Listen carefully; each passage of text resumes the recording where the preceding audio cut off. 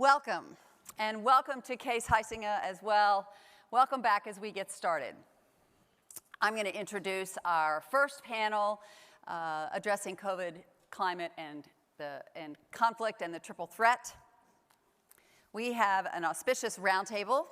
Imagine a table for multi-stakeholder discussion, really for a variety of perspectives and really striving to bring forward critical issues that we're addressing. I'm going to introduce the panel. We start with Case Heisinga. Case is a farmer in the Ukraine. He comes to us from the Ukraine. You are at home, Case, in the Ukraine right now. What is your city? I'm 200 kilometers south of Kiev in a little town called Kishchensi. Kishchensi. Okay. Perfect. I'm sure I didn't get that right, but welcome. He's a member of the Global Farmer Network, and he is the 2022 Global Farmer Network Kleckner Global Farmer Leader. He received that award just this week, I think, just last week. Congratulations. Thank you so much for being with us, for devoting the time, for finding the time under the incredible circumstances that you're in. So, just a few of the introductions. Alana Cook is a former board chair of the Global Institute for Food Security, GIFS. She is part of our 2007 Global Farmer Roundtable at the Borlaug Dialogue. We're grateful to have your expertise with us once again from 2007. Thank you. Alana. Ramin Taloui. We are in just a really interesting order here. Ramin Taloui is Assistant Secretary for the Bureau of Economic and Business Affairs, U.S. State Department. Thank you for joining us. Dr. Danush Dinesh. Dr. Dinesh is founder of Climb Eat, and if you haven't found out about Climb Eat, look it up online. An amazing organization. Welcome. Lisa Safarian is the newly elevated President and Chief Operating Officer of Pivot Bio. Dr. Robert Covello is Chief Sustainability Officer and Government Affairs at Bunge. Pleasure. And Priscilla Trin. Priscilla is here with us as a member of our World Food Prize Council of Advisors. Last year, we added 2 young people to our council. She's also Director of Communications at the Post-Growth Institute. Her involvement includes local food hubs in Minnesota and organizing food sovereignty. Welcome. Dr. Jeff Graham is Vice President of Seed Product Development for Corteva. Thank you so much for being here. And Arun Baral is CEO of Harvest Plus. Thank you. Also the organization that our Borlaug Field Award winner is now working with. So we're so glad to have you here. Thank you. So the Triple Cs have dramatically impacted our progress towards the Sustainable Development Goals. We all know this. It's particularly acute in the goals alleviating poverty, addressing food insecurity, health disparities that have just worsened tremendously, gender inequality that's also been exacerbated, and more. So we're going to start this discussion asking each of you to select just for 2 to 3 minutes one of these Sustainable Development Goals and offer your perspective on what are the most critical trends and challenges that you see related to agricultural development. So let's start with you, Dr. Taloui. Well, first of all, thank you very much for this opportunity to be here. I grew up in Iowa City, so from Iowa, and wonderful to be back in the state, representing the State Department. Let me speak to something which I think is very important, cutting across all the 3 Cs, which is making sure that the food insecurity challenges are at the top of the global diplomatic agenda. To make progress on any of these areas really requires a lot of the use of political capital, both domestically and also in our foreign policy.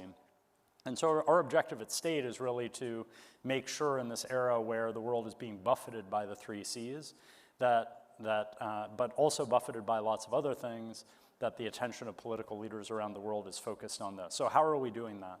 Well, one of the important things we did this year in the wake of Russia's invasion of Ukraine was convene in May. Secretary of State Blinken convened in May in New York, a meeting of 35 ministers, foreign ministers, agriculture and development ministers, intended to hammer out a roadmap for global food security in this new environment.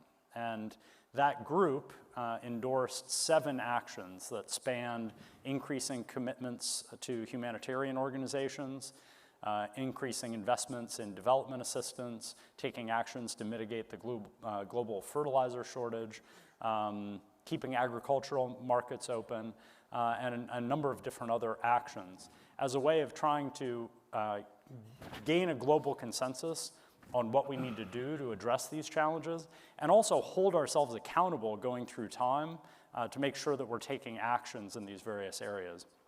The United States so far this year has committed over $10.5 billion. About $8 billion of that is in humanitarian assistance and $2 billion related to longer-term developments in agricultural capacity. That roadmap has been now endorsed by over 100 countries, and so it serves as a global North Star, if you will, for our efforts in global food security.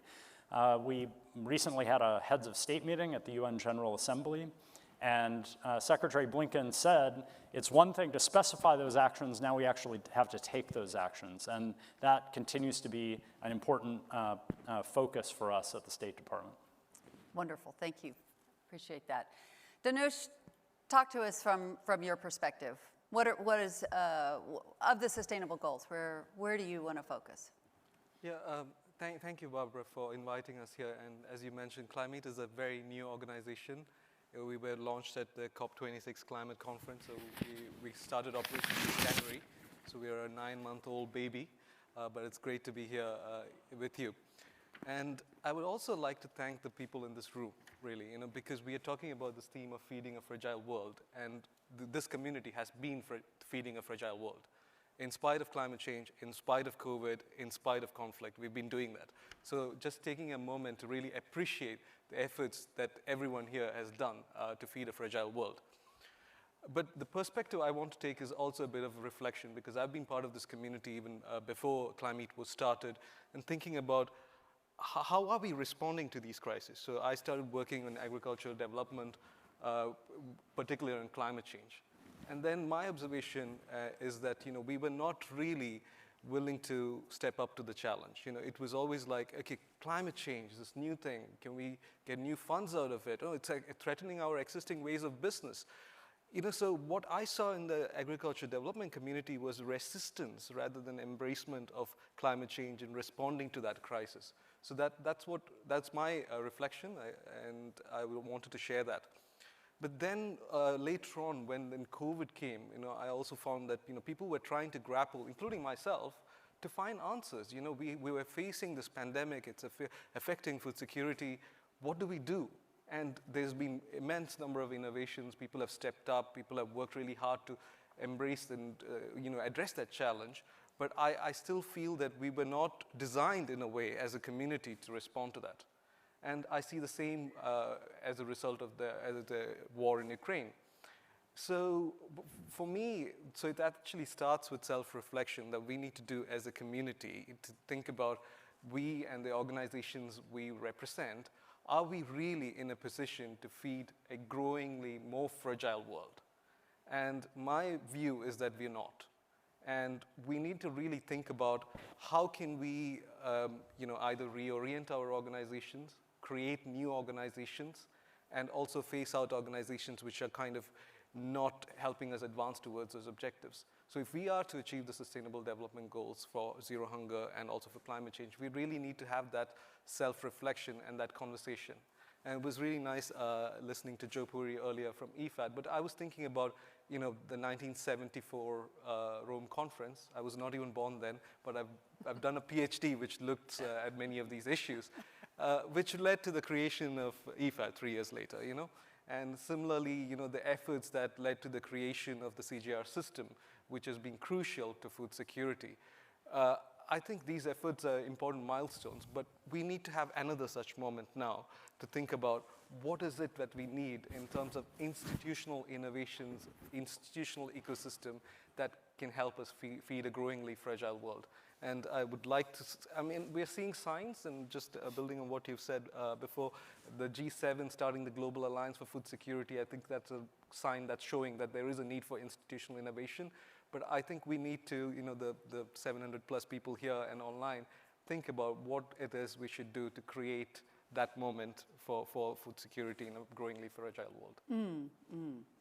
Thank you for that. And I know you're doing so much in preparation for COP27 and with and Climate also helping to sponsor a lot in the Food and Ag Pavilion and other places. So we'll want to hear more from you, but thank you for that challenge. Let's come to you, Case. Thank you so much for joining us. Can you hear us okay? Great. So let's hear your reflections, if you don't mind. Where do we need to be focused, and how in the world are you managing in the Ukraine at this time? Yeah, well, I never imagined to be in an unprovoked war, and I don't recommend anybody. I don't recommend it to anybody. And therefore I'm talking to you here now as a practical expert on farming in a conflict zone. And I very well remember how the war started on the 24th of February in the morning. My wife was on one of the airports in Kiev, and I got a text message from a friend. He says they're bombing the other airport in Kiev. So I called my wife to get out of that airport as fast as possible, because the war has started and bombs are dropping on Kiev. And when she drove back to our farm, she saw the explosions on the left and the right side of the highway. Luckily, she came home safe. Afterwards, I heard a cruise missile fly over our farm, hitting an ammunition depot 30 kilometers away from our farm. And towards the end of that day, my wife and my kids, they fled to Romania. And luckily, they came there safe. And everybody here in Ukraine, of course, was in panic. And I didn't sleep very well for the first few weeks. I was under 3 blankets, sweating but cold. It's kind of the panic of war. But we got used to it, and we sleep normally again, more or less.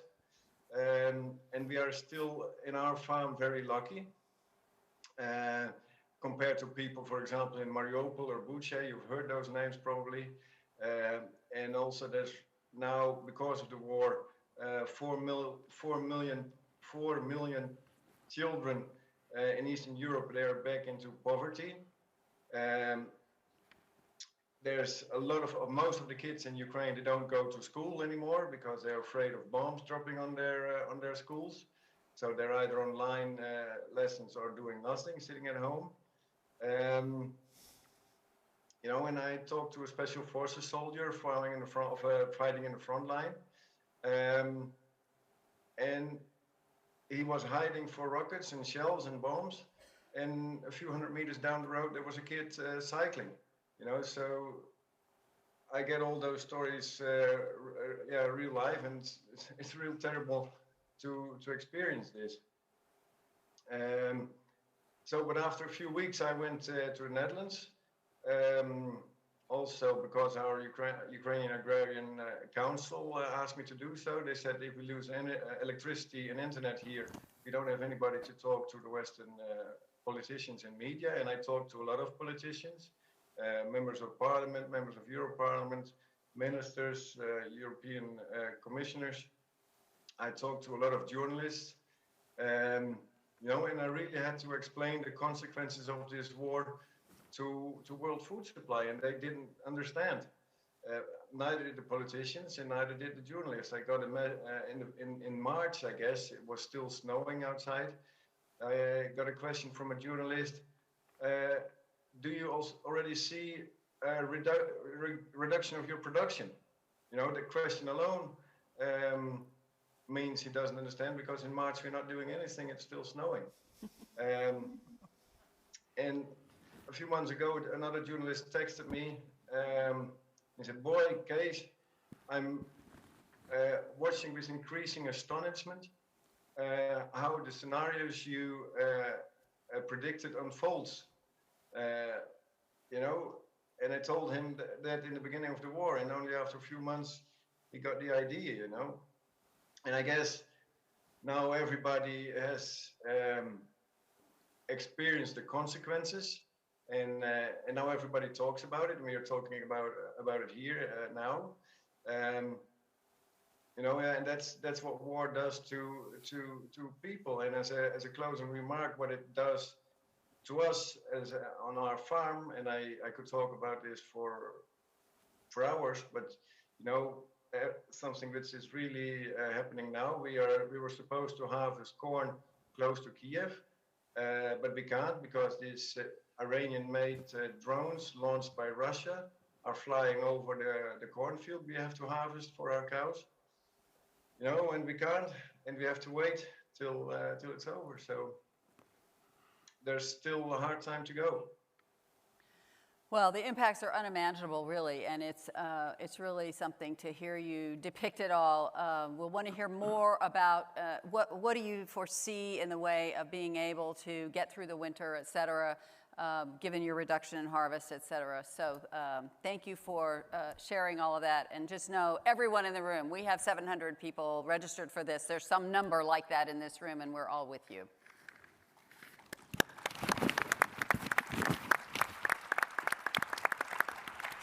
So who else would like to respond a bit to this initial question, or shall we move on to the next question? Anybody have other thoughts? Okay, let's move on to the next question. So we want to talk a little bit now about the attention to food systems transformation. We know the devastating impacts of COVID, climate, and obviously conflict, some places so much worse than others. In your own mind, what have been some of the most significant impacts on food insecurity? And what do we most urgently need to focus attention on to build sustainable, robust food systems? And I think that, Lisa, you're going to start us off in this discussion to these topics. Well, thank you very much for inviting us here. So when you think about a robust, sustainable food system that can actually react to issues that come along, I think where we really need to spend a lot of time is in innovation. So if you think about innovation, I'm going to start first with the farmer. Farmers are some of the most innovative, resilient people you'll ever meet. They spend all of their time thinking about new technologies, new practices, new ways to improve their farming, all the way from planting through growing, harvest, even selling at a market. So they're very, very tuned in to looking for new innovation. And they've had to evolve as climate change has come and the weather has changed. So a lot of what they've had to do, they've had to work through it to be able to get through the severe weather that they're starting to see more and more of. Now the good news is farmers aren't in it alone. As we think about all of the deep investment that the ag industry has done, whether it's on improved seeds or traits or crop inputs, all of these things work together to bring value to the farmer, whether it's in the US or somewhere else around the world. You know, some examples, a very small example of that is I got some data from the University of Illinois. If you go back to corn and you think about the 1800s, the average yield on an acre of corn was about 26 bushels per acre. By 1970s, you're at about 100 bushels per acre. And the last 5 years, we're at about 176 bushels per acre average. And so if you think about how do those increases come, well, they've come from improved input technologies. They've come from better data. They've come from better science, just generally speaking, as we're building in those improvements. Now, even though we've got great improvements in these crops, it's not a silver bullet against severe weather. However, it does help enable some of these crops to be able to stand it. So I'll use corn again for an example. So with some of these technologies, you've got bigger stalks, more roots to be able to withstand some wind situations. You can plant your crop more densely than you could in the past. And we know that there are a lot of technologies out there that help resist disease and pests and to keep the products going. But when you think about it, that's really not enough. What we really need is innovation that contributes to the robust food system, but is actually kinder to the planet. So as you think about that innovation, what can you do that brings the value we need to the food system and to the farmer, but actually is much more beneficial for the planet? So we need more different, better nitrogen sources. We need better inputs. We need better seeds. We need all of those things to actually use fewer resources so that we can continue to feed the world, but do it in a softer, kinder kind of way. I'll use fertilizer as an example. We know that 50% of the food is because of fertilizer, so you have to have it. No one should think that you can't have it. But there are ways that you can use better fertilizer products that aren't as resource, they don't utilize as many resources to make, they don't utilize as many resources to ship to get to the farmer. So those are the kinds of products that we need to be focusing on from an innovation perspective. Bottom line, innovation is the key to be able to make a robust system, and sustainability is just as important as the robust system is if we're really going to keep it intact and be able to be okay when shocks come in the future. And we just need to think all about what that could look like for the future. And you can go ahead and say a little bit about Pivot Bio and how you're contributing to that. Well, I could do that, okay. So Pivot Bio has a phenomenal product that actually replaces 40 pounds an acre of what I would call your chemical nitrogen with microbes. So it's microbes that actually can go in when you plant the seed or actually on the seed when you plant. And so it effectively replaces 40 pounds of nitrogen that you would normally use. To give you an example, a little Mylar packet about this big that weighs less than a pound can treat 125 acres at 40 pounds per acre. So it's about 5,000 pounds of nitrogen in this little Mylar packet, which is equivalent to about 1,200 gallons of anhydrous. So if you think about the big anhydrous tank and you think about this Mylar packet, there's really no comparison as you think about resources that were required to make it, and certainly resources required across the supply chain. Great, thank you. Pivot Bio, you have to look them up. Priscilla, talk to us from a young professional perspective. What do you see? Thanks for the question, Barbara. One of the most significant impacts I see affecting our food security is extensive global supply chains and dependence on fossil energy. To protect ourselves from the volatility of oil prices anytime there's conflict, the supply chain disruptions as we saw during COVID, and the inevitable decline of access to fossil energy, I believe we have to strengthen our local supply chains and decarbonize. Now, in decarbonization conversations I've had, many will advocate for renewables and green growth, but I ask them, have you ever seen a solar panel build another solar panel within confined borders? And often the answer is no. But I have seen resilient food systems in action that are decarbonized and have shorter supply chains. I find a lot of inspiration from the local food hubs I've worked with and the food shed analysis researchers I've interacted with.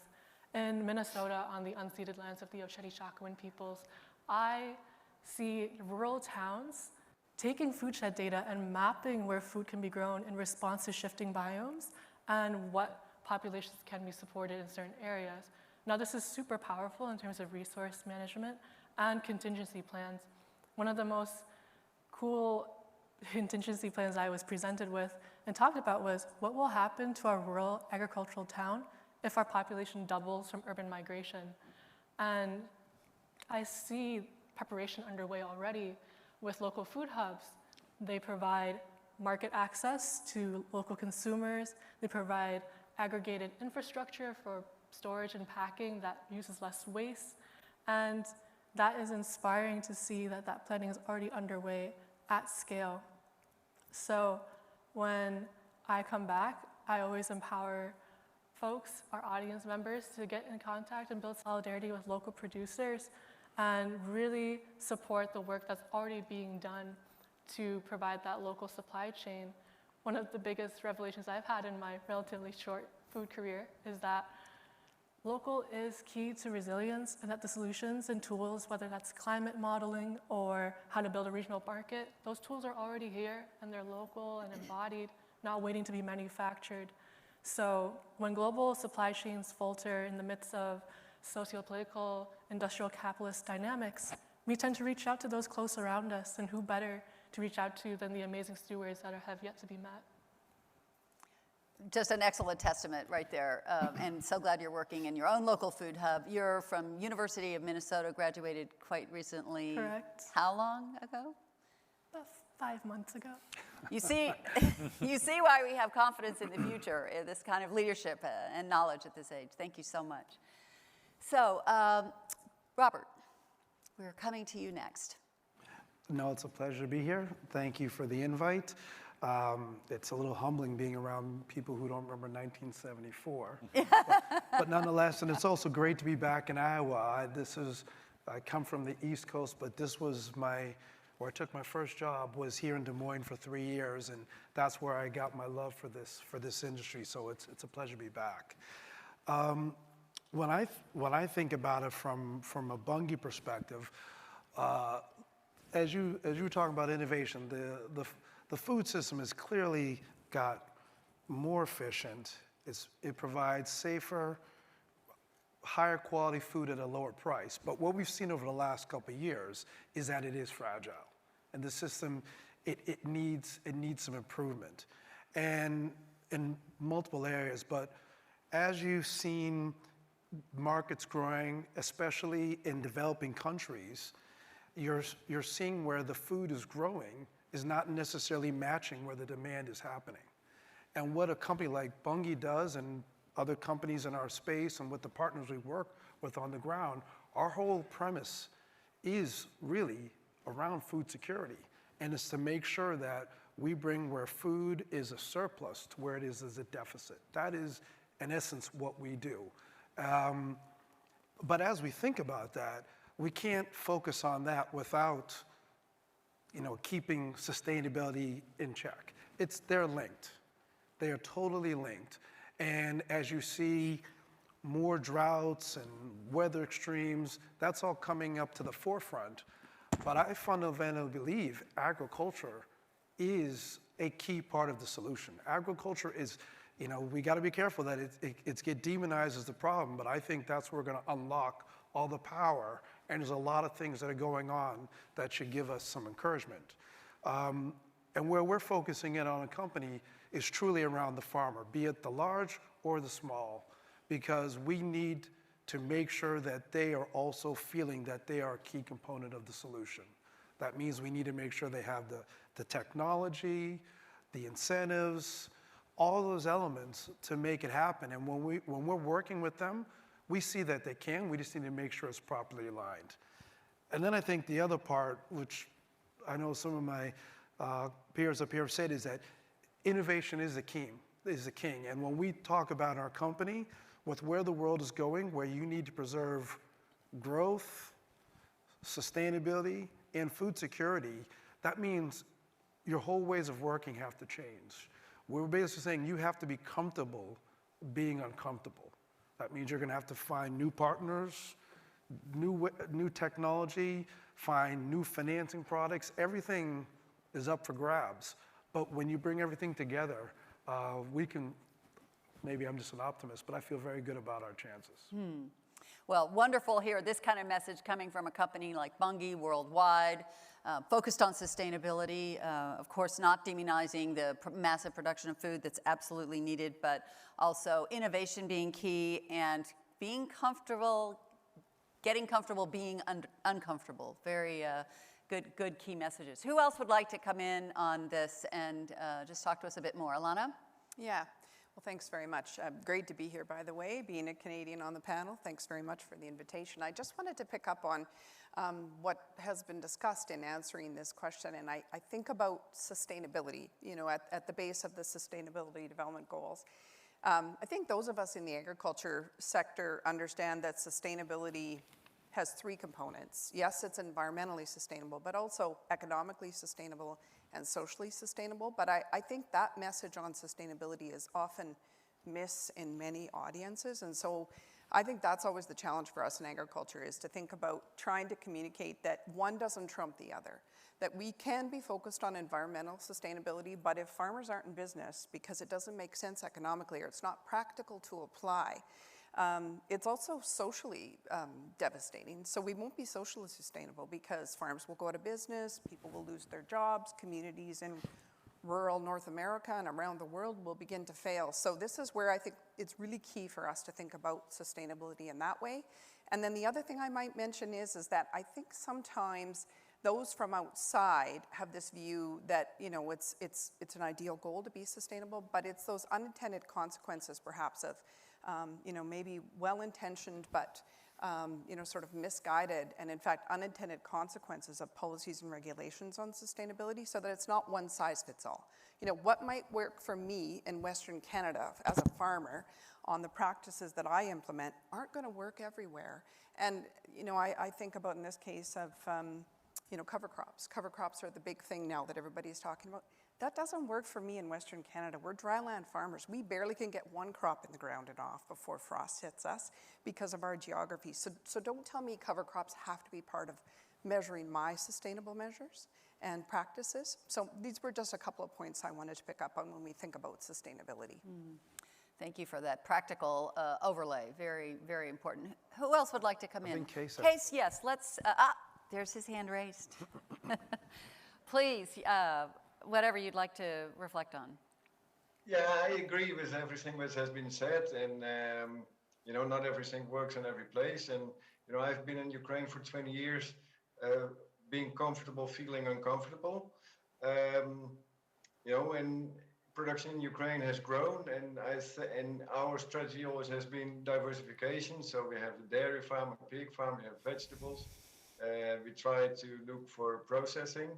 But one big thing I found out or I calculated some time ago, for example, is for 1,000 hectares of arable farming, the energy you need for this, you can produce and transfer through hydrogen, and you can produce this energy on 1 hectare of solar panels.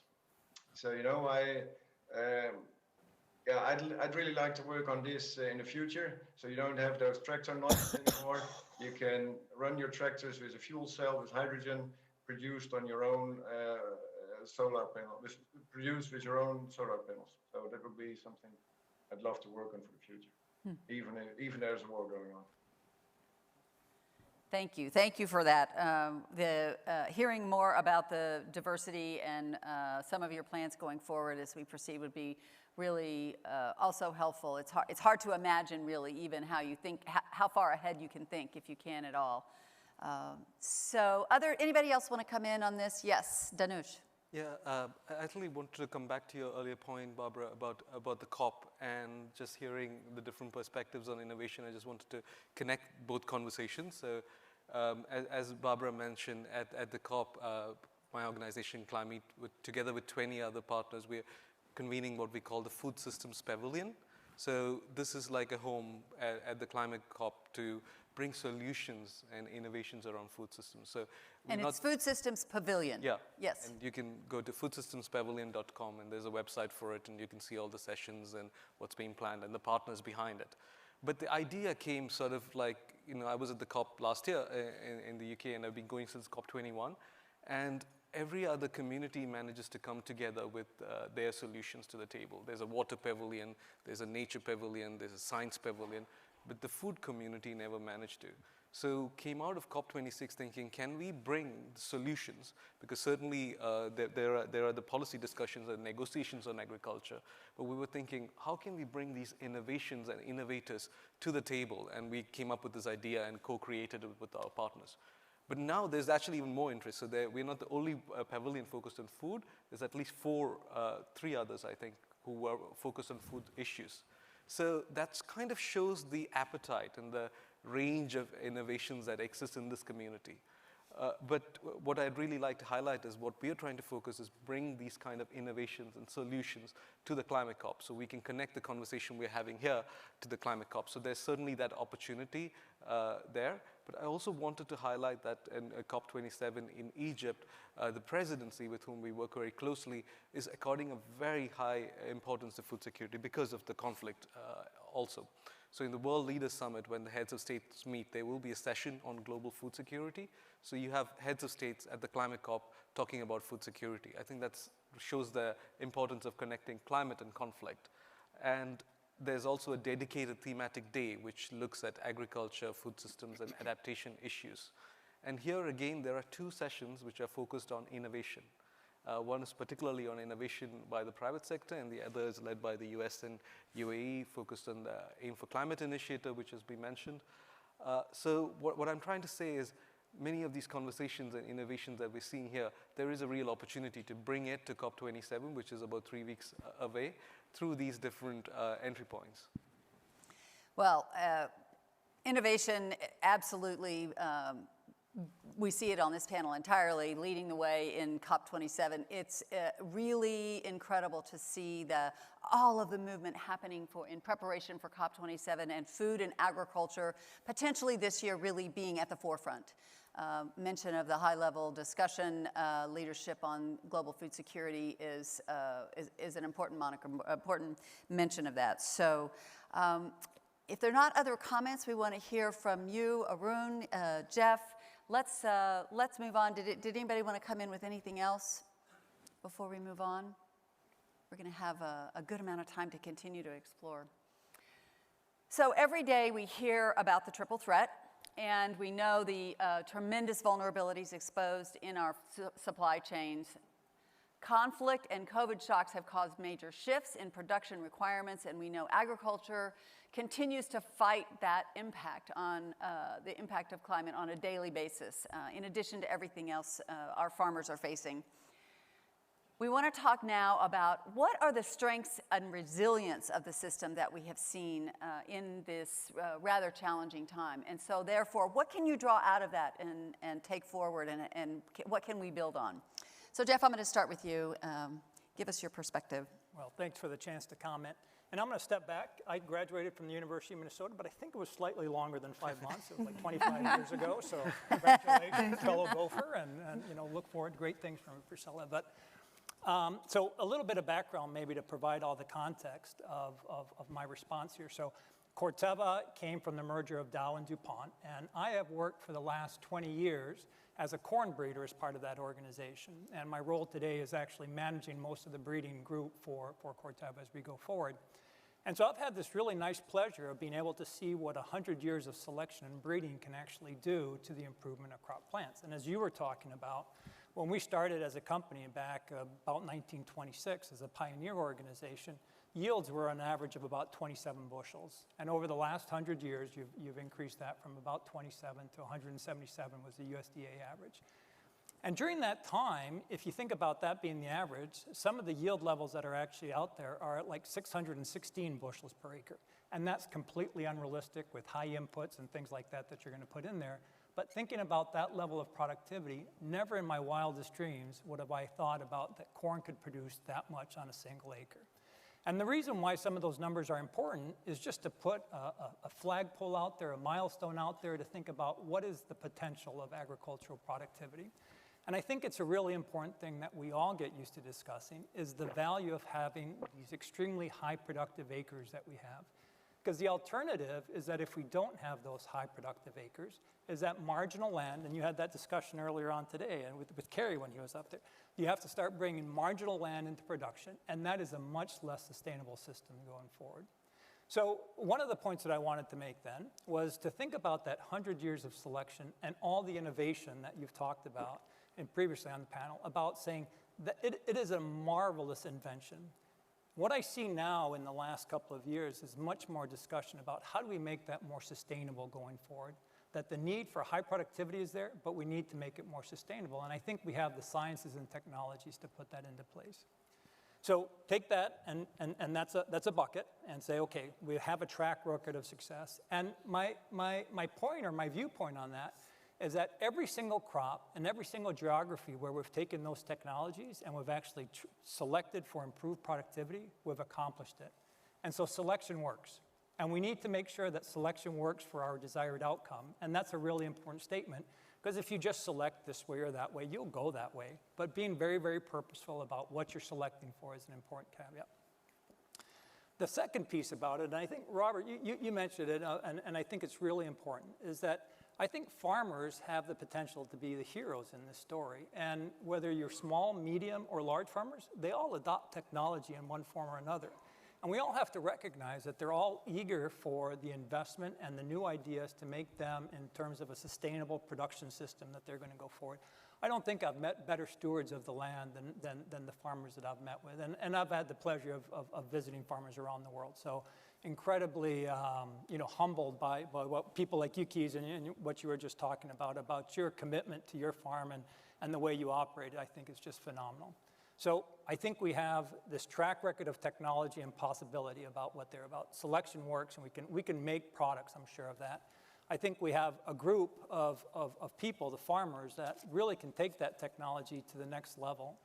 And I think the final part of that is really say, how do we bundle all these things and put out the solutions that we want, that need to be, the innovation that we've talked about here as this panel, and then turn it over to the farmers across the world to make sure that they are in the right place to actually deliver the outcomes that we want. And that can't only be scientific, it also has to be a lot of policy work, because I think that really shapes the directions of possibilities. And by working across those couple of different outcomes about saying, how do we make farming successful with the right policy and the right investment into new ideas and new technology? I think we have a real possibility. And that's why, maybe like you, I'm an optimist on this thing. I think this is something that can be done and can be solved. And we just have to be more aligned about how do we do that. Thank you.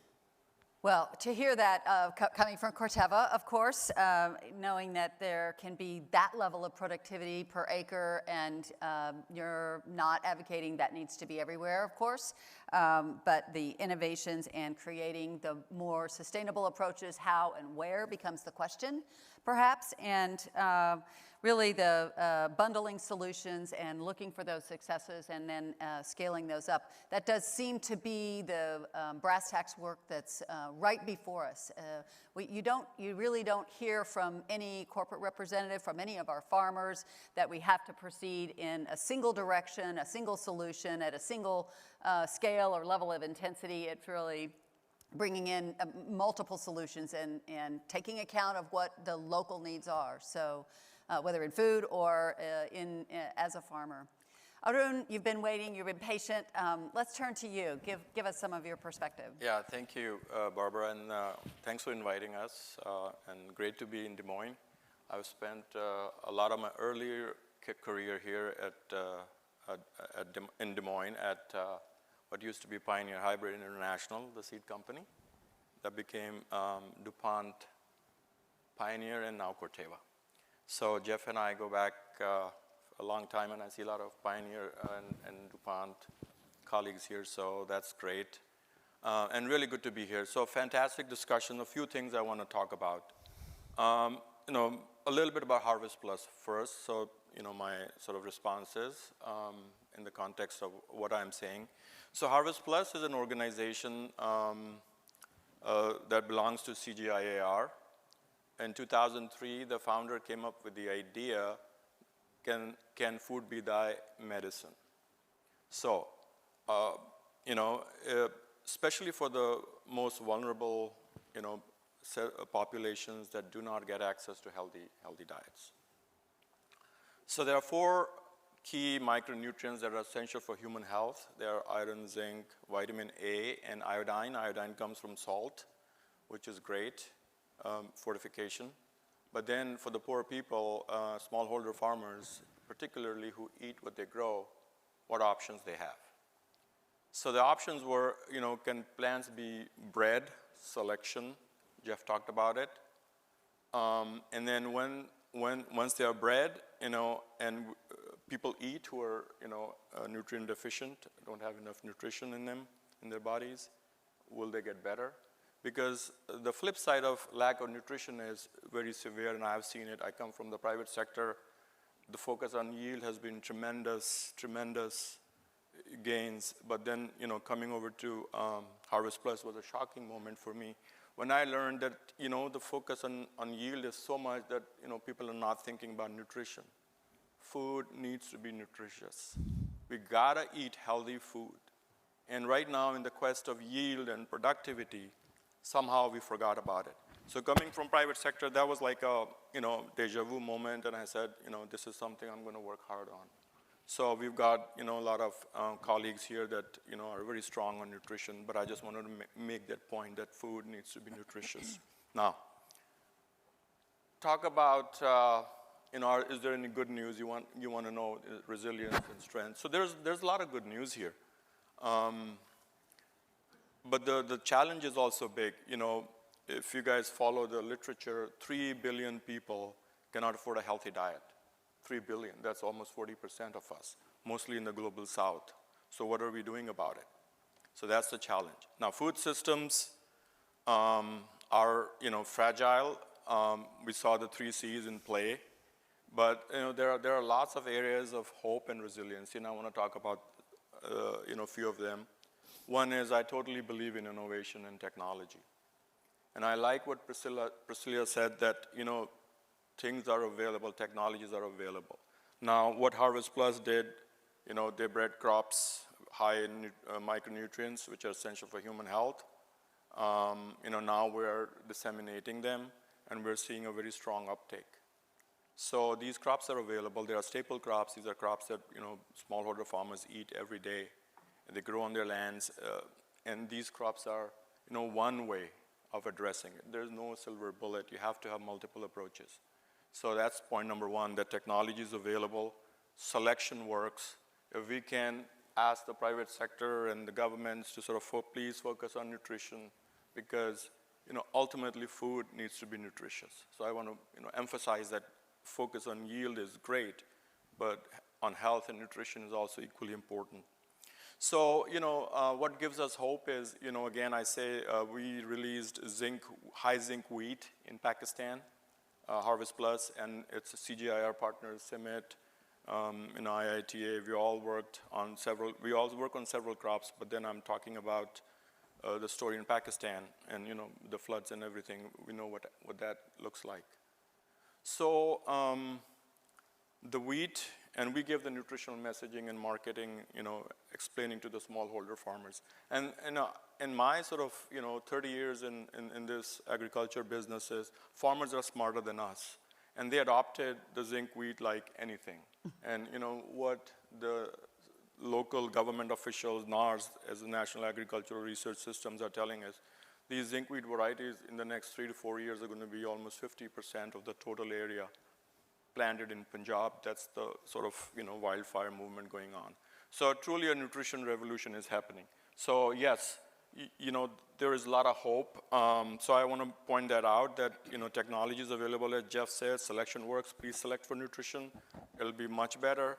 And then farmers are very smart, smallholders. They will adopt if they see the benefits on their health side. And I travel and I meet these families, and the stories are very, very powerful. So that's that's the second thing, adoption. The third thing is, COVID not only sort of froze the supply chains, and I think somebody mentioned, local is the best way to go. I mean, in terms of, resiliency, and we have seen that in action.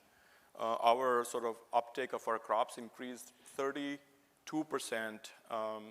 year over year, 20 over 21, 32%. Whereas, all the other supply chains were broken, and we were really shocked, like, how could that happen? And I think much of that was because these crops were developed for the nation, for the particular country, and those countries had their local systems, and they were embedded in the system, and the uptake increased dramatically. But then what also COVID brought was digital technology. And with the digital technology, now we're sort of embracing that, because what's happening with the digital technology is, it's creating an ecosystem. We're able to connect smallholder farmers with the markets. We're able to connect smallholder farmers with input providers. And really, this is really, also there's a strong climate element. I was in India not too long ago. We're talking to our digital partners, and they provide information on weather. And then we went down and met smallholder farmers. These are very basic, sort of farmers, not highly technical, but they get access to information, and they could adjust their planting time based on when we told them the rains are going to come. So they were able to beat the drought. So, again, digital technologies are great, and I think local systems are the way to go. So yes, 3 Cs were difficult, but there are a lot of lessons here, and these are very positive lessons. And I'm really hopeful that, with the yield focus, we can bring a nutrition focus and really create the next nutrition revolution that agriculture so badly needs. Well, we said we were going to be talking through a lens of optimism to some degree, and really appreciate your perspective there. I know a discussion around yield. Of course, we're going to continue to focus on yields, but I don't think I've heard nutrition revolution, and it's here. there is no doubt that it's here. It's going to be in COP. We know, if you don't know Howdy Buis, he's a 2016 laureate that brought Harvest Plus really into being. And biofortification of food is a really crucial part of that nutritious food supply that we're all seeking. And just really appreciate your remarks around the markets and inputs and the things that we learned out of COVID for using the application of digital technology, that's advanced us. I don't always hear a lot about that in terms of the evolution and the changes that have been possible. So thank you for all of that. Alana. Yeah, great. Well, again, thanks so much for having me here. And I am here as a farmer, but also as board chair of the Global Institute for Food Security, which is in Saskatchewan, and it's a private-public partnership, which is pretty unique, where we've seen the government of Saskatchewan, the University of Saskatchewan, and Nutrien have partnered together to find globally sustainable food solutions based on innovation. So that's our focus, and we work with partners both in the private sector and the public. And so really excited to be here today to be part of the panel. I guess being a farmer, I am the eternal optimist, so I too have great reason for optimism. I share that optimism that others have commented on, and of course we have a huge challenge when we think about food security. But there is so much good work going on, and so when I think about the strength and the resilience of our sector, it's really about that continuous improvement, that focus on innovation that's really been driving the huge progress that we've seen. And so we are now growing more with less over the last decades when you measure inputs used per acre and production gains as well as lower emissions. And so that less environmental footprint. We absolutely have much to celebrate. But we can't, of course, say that doesn't mean we've got a huge challenge ahead. Adoption of technology and dedication to sustainable practices is absolutely at the core of agriculture's strengths and resiliency. Of course, climate has always been the greatest challenge for farmers.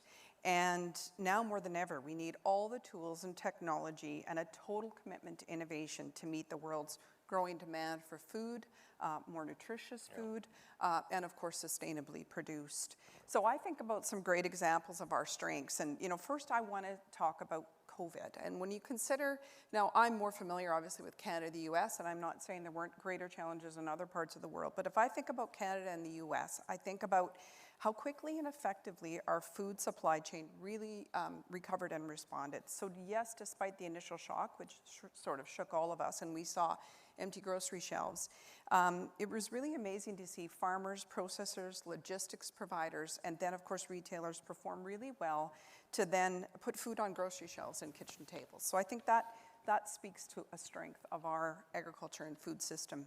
The second thing would be about sustainable farming practices, and this is about improving and expanding to be able to provide safe, nutritious, plentiful, and up until now, very affordable food. Of course, we've got the challenge of inflation now, but I think still pretty affordable food for us in this part of the world, with the recognition that we always need to do more and focus on doing better. I know on our farm we practice zero and minimum tillage. For us, that's meant moisture retention, less soil erosion, reduced emissions, an effective carbon sink, and then of course improved soil health.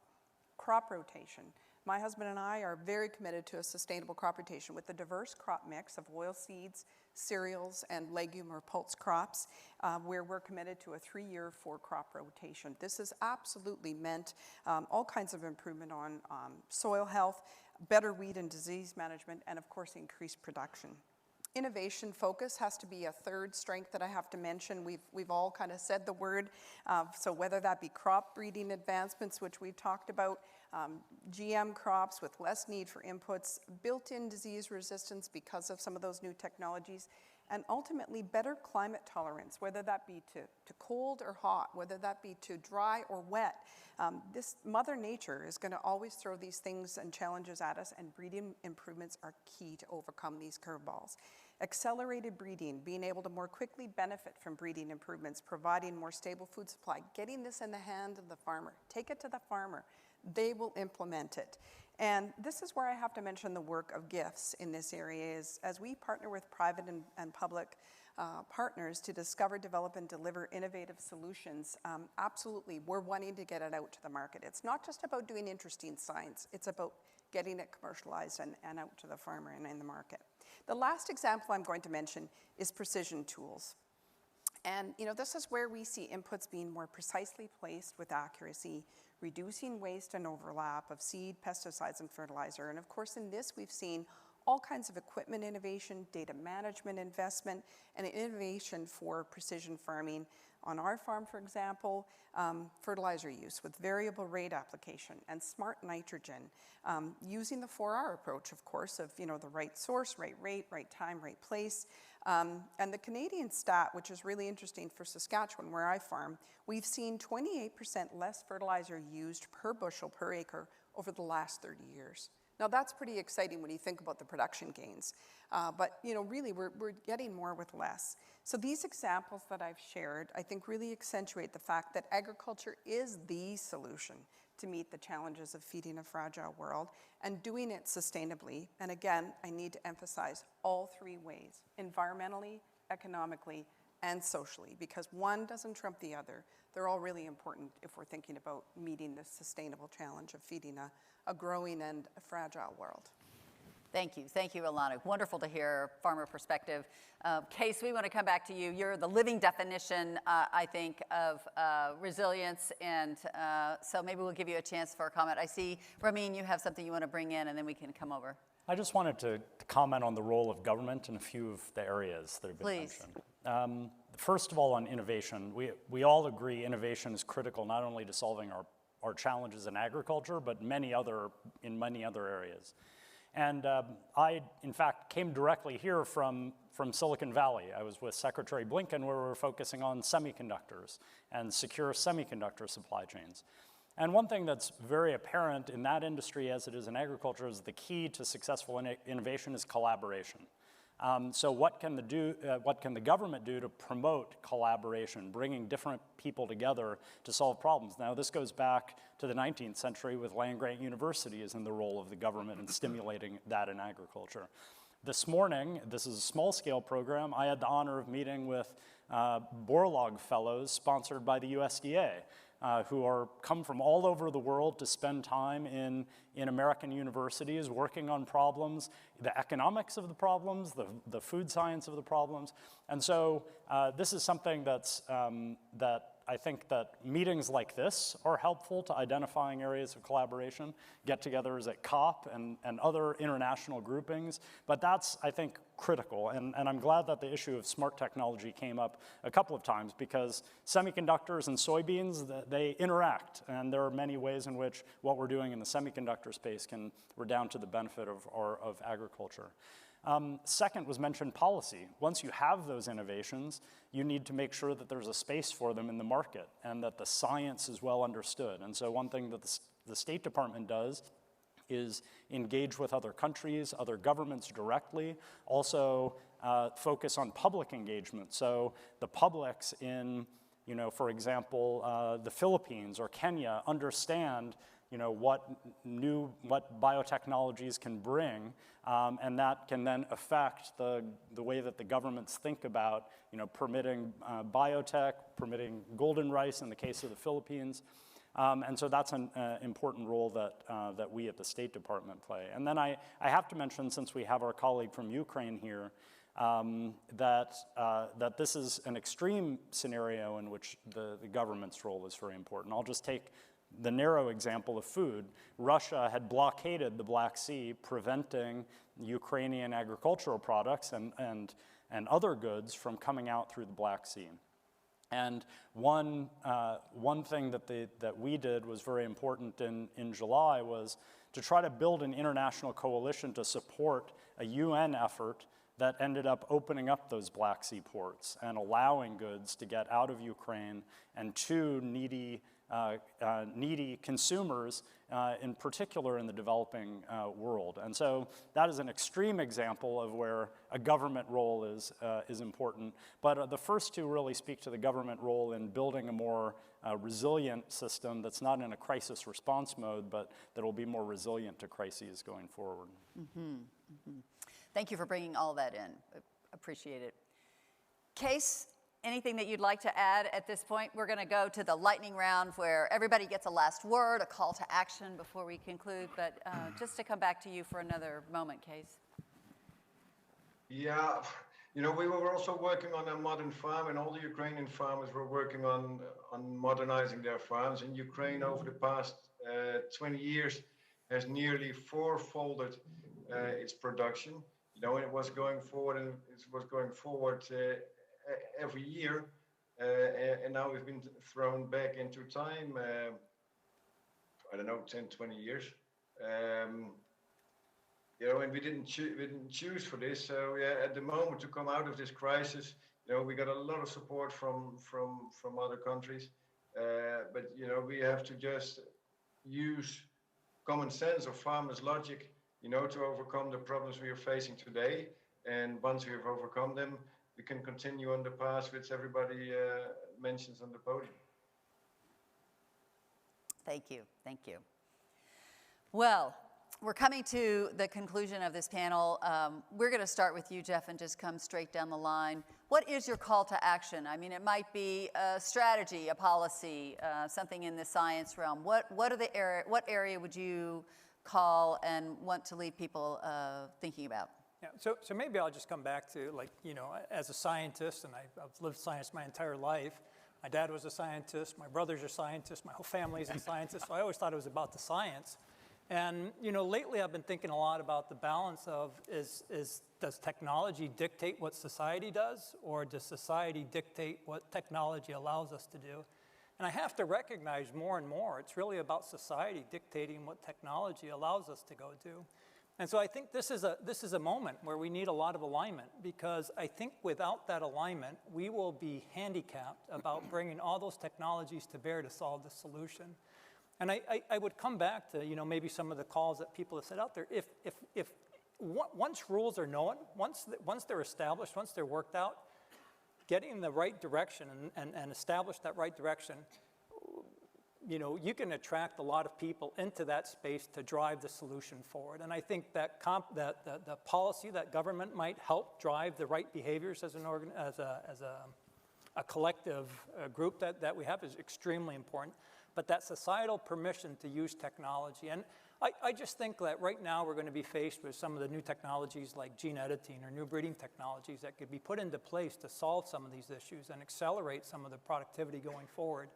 That unless we have a real robust discussion about what can and can't be used, how we need to regulate it, how we need to manage it, we'll have a really difficult time of making sure that that technology can be utilized to its full potential. And we've seen that in past, where if we don't have permission to use the technology, it goes by its wayside. And a lot of the great things that we've done, we've talked about up here, have been enabled by that technology play. Great, thank you, thank you. Priscilla, your call, your final message, 1 minute. As others have mentioned, to reach our planetary goals, we must shift to new alternatives. And the ones I see that are really going to have a great impact is to shift to spatially mapping where our food production can be laid and where that is going to relate to our human, whether it's Minnesota or the food seed sovereignty activists in Palestine. When you put people in solidarity together to lobby for protection of markets, because food innovation cannot exist in a vacuum, it must go with economic innovation, that has power to protect people and producers from big ag, and also to really build the finances and resources for folks to get access to land and markets and consumers. So what I've seen is that social capital is the only currency that will not lose value. So I encourage everyone to just look at local, what's being done nearby, and really put efforts behind that. Robert? Well, look, I'm speaking for the private sector, and when I look at it, we all day, every day, we look at ourselves in 2 swim lanes. What do we own? And that means, where do we think we can make the biggest impact to make sure that we do what's right sustainably and what's right for the farmers? So having clear objectives, targets, and being very transparent on our progress and letting people know where we're asking for help. And then the other swim lane is, how can we pull all of this together with all of the right players to do this faster and at a larger scale? And when I look at it from Bunge, we're probably, our breadth of stakeholders is probably 30% bigger than it might have been 4 years ago, just because of the scope. So again, you need to get out there and you need to find ways, because collaboration is going to be king. Great, thank you, thank you. Lisa? As you can guess, my call to action is innovation. But it's innovation, and it was mentioned before, not just for the sake of innovation, but done in a sustainable way, using less energy, using fewer resources, but still having value to the farmer and still being accepted by the consumer. So we need to really all work on either supporting that or inventing that, and then at the same time, making sure it gets to everywhere that needs it. Not just maybe the key markets that we're typically used to selling into, but there are a lot of parts in the world that, for whatever reason, we've just never quite gotten to. And I think if we're going to have a stable food system, we're going to have to branch out further than maybe where we've been more comfortable doing in the past. Thank you. Danush? Yeah, I just wanted to link to the previous session and the keynote by Dr. Fowler. And one of the things that I found really inspiring in what he said was he mentioned the moonshot for food. And this is my 4th visit to the US. And the most inspiring thing I find about this country is the ability to mobilize society behind big ideas. And this is also before I was born, but I know the Kennedy speech, like it's so inspiring, which says we don't do these things because they're easy, but because they are difficult, and we want to bring the best in human ingenuity to address the problems that we face, right? So it's that kind of thinking that gives me hope and inspiration, because triple crisis, like it's really bad. You know, it's so depressing, like also thinking about climate change and the impacts and so on. So the only way we can get out of that is by having that kind of a moonshot thinking and getting not just bits, but the whole of society behind it. So I think there are like 3 things that I think needs to happen to get that moonshot thinking actioned. So first is around creating. So we need to create new organizations, initiatives, markets, technologies, ideas. So the whole bunch around what we need to create. The second piece is around reorienting. So parts of the system, when they're going into a different direction, can we reorient in the direction to address these triple crises? And the third, and this is more difficult, is we need to phase out parts of the system which are actually impeding our efforts to achieve these goals. So I would say create, reorient, phase out. Create, reorient, and face out. Thank you. Thank you. We're going to continue down the line in case we're going to give you the last word, just so you know. Ramin, 1 minute. I have 2, and I'll keep it to 60 seconds. The first one, just on the topic of innovation. I was so inspired by meeting these Borlaug fellows earlier today. And so my call to action is to everyone all the young scholars who are listening around the world, work on the important problems, and because those solutions and your work are really essential for all of us. My second call is a shorter-term orientation, and one we haven't discussed extensively in this panel, but is the current challenges and the crisis we have with fertilizer. It's something I think that is a big problem in terms of the rising cost and constrained supply of fertilizer, one that we're going to be feeling the effects of in the next couple of years for sure, and we need to act now to get a handle on that. So those who have ideas in this space, your ideas are particularly important at this moment. I think we're going to talk about that next in our next roundtable discussion on finance and investment tomorrow. Alana? Yes. So I've got 3 calls to action for 3 groups. The call to action, I think, for agriculture is that we need to get our message out that we are the solution, and that I think that's going to be absolutely critical for public trust in allowing us to have access to all the tools and technology and to have innovation occur. So that's the call to action. We better get our message out there that we're doing the right thing and that we're growing food sustainably. The second call to action, I think, for all of us is innovation. We've all talked about it. Absolutely, we all have to be committed to innovation, from farmer right through the full supply chain. And then the third call to action would be for governments. If only we all had governments like this government official who talked the way you talk about innovation and getting the policy right. I also come from a place that really gets agriculture. Saskatchewan does, but maybe Canada doesn't all the time, and certainly lots of places don't. And so I would say, as government, Government matters, regulation and policy matters, and it has to be a boundary, not a barrier. I think too often it is a barrier. And I'm absolutely convinced that if I have access to all the tools and technology, I can feed the world, but will I be allowed to? So call to action for government. They better allow us because we can feed the world. Just let us have access to tools, technology, and drive that innovation forward. And then we better tell our story. Comes back to Jeff's point about will society let us? Will society let us use the tools? Arun. So, my call to action is, the innovations need to be scaled up because otherwise they're not innovations, they're sitting on the shelf somewhere. So how do we bring private sector commitment and the government right set of policies and create an ecosystem to scale the innovations? Because if they're not scaled, then they're not innovations, they're sitting on the shelf. And we have many of the great innovations, by the way, still sitting on the shelf, that if it can get the support for scaling, it can make a meaningful impact in the lives of the people. So how do we work together to scale innovations is very, very important. Thank you. Thank you. We really hope everyone leaves this meeting with many more ideas and a lot of action in the area of scaling in solutions that are already there. Case, you have the final word. Yeah, I had one solution, but now I have two listening to you all. The first and simple one is more farmers in government. That solves a lot of issues. And the second More one, farmers in government. You're getting a clap here if you can't hear it.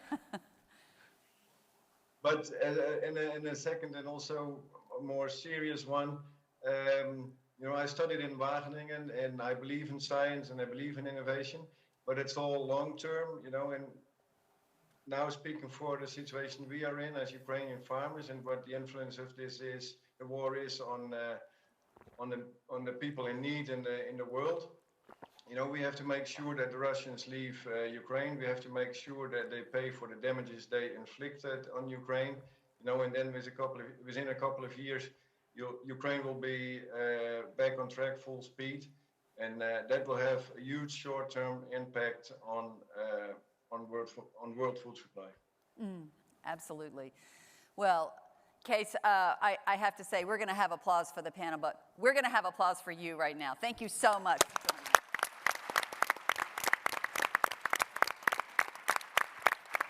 Really pleased to have two very esteemed farmers with us and in leadership positions. Great final calls to action. We hear themes around innovation. We have to find solutions that work for the farmers. The investments have to go up, societal and moonshot that include government, include the private sector, et cetera. So let's give a round of applause for the entire panel. Thank you so much.